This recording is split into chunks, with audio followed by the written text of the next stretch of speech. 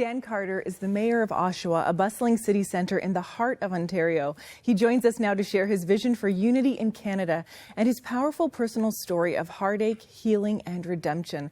Please join me in welcoming Mayor Dan Carter back to 100 Huntley Street. Welcome, Mayor Carter. It's great to be with you once again, and thank you for the opportunity to be able to join you today. Well, it's always our honor to have you with us. Thanks. You know, as the mayor of a very busy city here in Ontario, what are some of the challenges you're seeing Canadians facing today? I think everybody's talking about affordability at this particular time. They're being impacted, but at the same time, people want the best services to be able to be delivered. They're worried about not only their family at this particular time, but they're also about their children and what the future holds for them.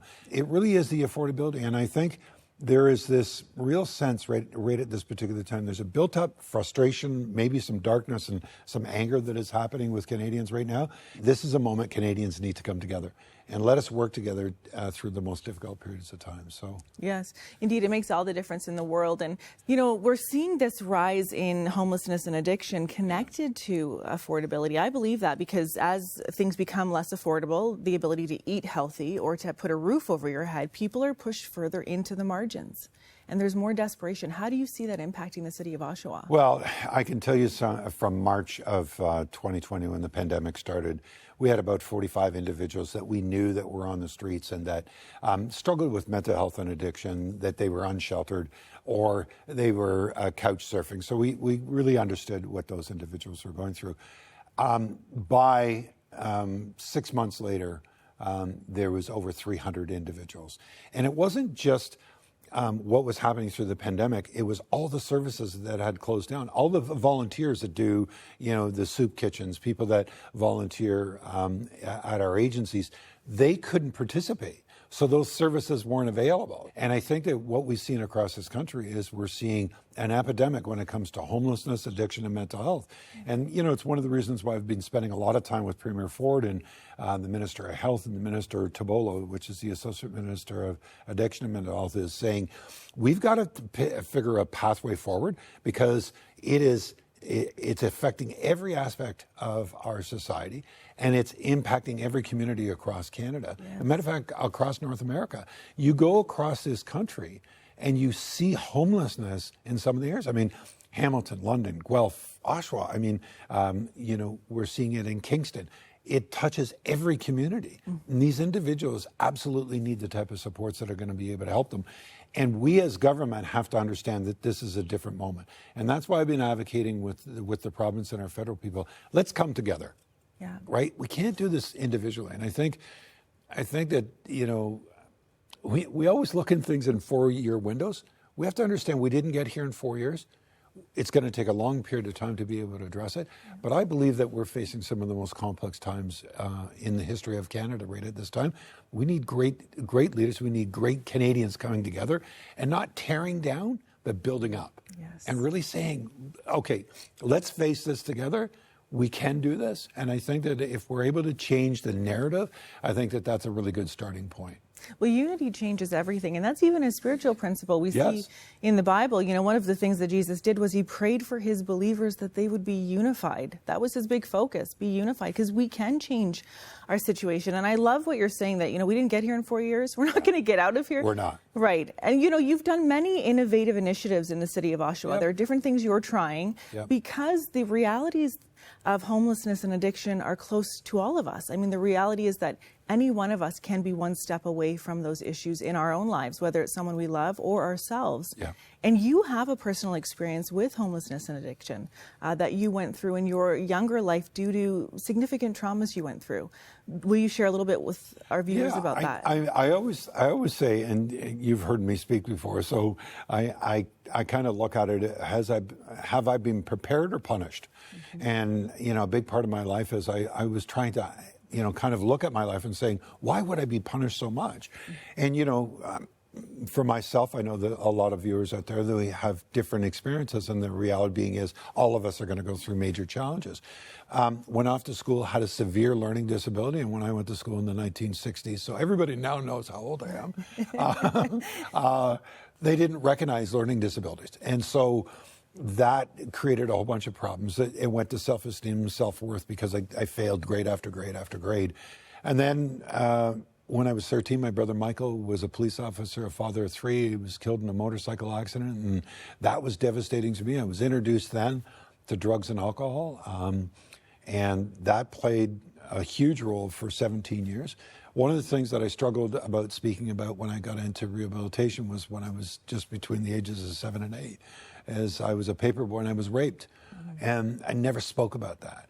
And so there's, one thing after another, and then in 2000, my sister Maureen, that saved my life, and was just a wonderful individual, committed suicide, and that was devastating to me because she was the one that saved my life. Yeah. But my life really was one of those kind of things that event after event after event really tested me on a lot of different ways. It wasn't until Maureen passed away that I had to reflect and kind of come to terms with, was I being punished for something, or was I being prepared? And I think that when you start asking the question, I think it takes you a long time to get there. But once you do get there and it's others that help you get there, I think you start realizing that maybe God's got a different plan for you than you thought. Yeah. And, there's days I'm a great Christian, there's days that I'm not a great Christian, but I know in my heart of hearts that God saved my life along with a lot of different people. And I am so grateful for the opportunity to have what I have today. I sit in front of you today, grateful for the life that I've been blessed with. And I'm so fortunate. I am so fortunate. I've got a beautiful wife, Paula. I've got grandkids. I've got beautiful stepdaughters and sons. I've got a job that I love, and I'm able to serve in a public way. And the biggest thing is I always wanted to be public about it because I want people to see that I'm imperfect. I'm a broken individual, but all of us are broken individuals, and we're imperfect. Yeah. And I think that that's relatable, especially today, that our elected officials, we need to be humble and vulnerable and to be able to show that we're imperfect. So, yeah. And I know that throughout all those journeys, there is a lot of pain, identity crisis, things that kind of come into us when we experience these moments of trauma or abuse, the things that you've gone through. And even the loss of your sister, Maureen, to suicide. So many questions would come out of that. And, you mentioned connecting with your pastor at that point and needing to go to him. Yeah. Is that when you started to really dig into your faith? The moment I was still struggling with Maureen and couldn't really understand this. Yeah. And I was angry too. Yeah. And, I said to Pastor Doug, I said to him, I'm really angry at God right now because Maureen was really important to me. And he said to me, just so you know that God's not mad at you. And that really kind of set a tone. And if you read God's word, the one thing that comes out time after time is it is relatable. It's teachable. It's about what we're all experiencing. And once I saw that, I think what happened was it reignited my faith, but it also gave me an opportunity to understand that I wasn't walking alone. Mayor Carter, you have shared such a beautiful story here, a story of hope and redemption and healing. And we know that so many people have played a part in that story, and God has played a huge part in that story. As you follow Jesus today, what are you learning about him? I think more than anything right at this particular time, I think it's a really pivotal moment for all of us to understand the journey that we're on. And I think one passage really gets me, which is Luke 10, chapter 30 to 39, and it talks about the Good Samaritan and talks about who's your neighbor. And that really connects with me because it is about this moment. And I think, there are parts in the Bible that God places at, is part of the text, but is placed at a certain time in history. And you start looking at it, and those that are academics in regards to theology, I think, are able to connect those. For a novice like myself or just a follower, I think it's those relatable moments that really show me the importance of faith right now. And, I really do believe that God places these messages, these moments, so that not only we reflect on, but we understand he's equipping us. And that with that equipment, we're able to face any type of challenges in front of us.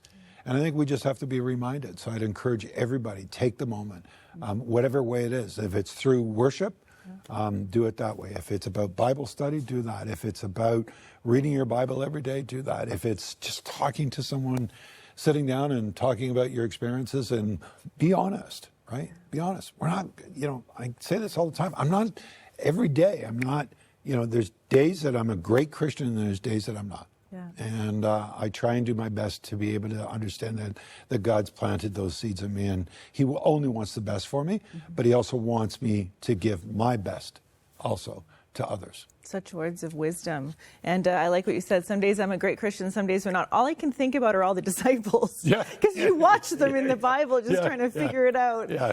Oh, Mayor Carter, I'm so thankful that you've joined us for this conversation. And you're going to be joining us tomorrow for a 1-hour special that we will be doing about the cost of living crisis here in Canada. Yeah. So we're really thankful you're going to be with us for that, and excited to hear what you have to share in those moments. It's great to be with you again, and thank you for your generosity, your kindness, and your interest. I really appreciate it. Well, thank you.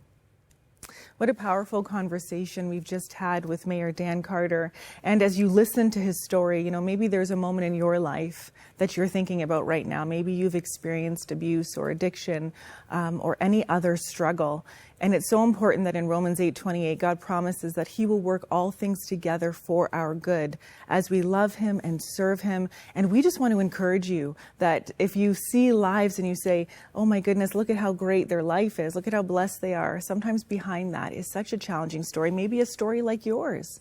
If you want to call our prayer partners for encouragement right now, please do. Call 1-866-273-4444. Remember, all calls are confidential and anonymous, and you will be supported, loved, and encouraged. The best is yet to be if you put everything in God's hands.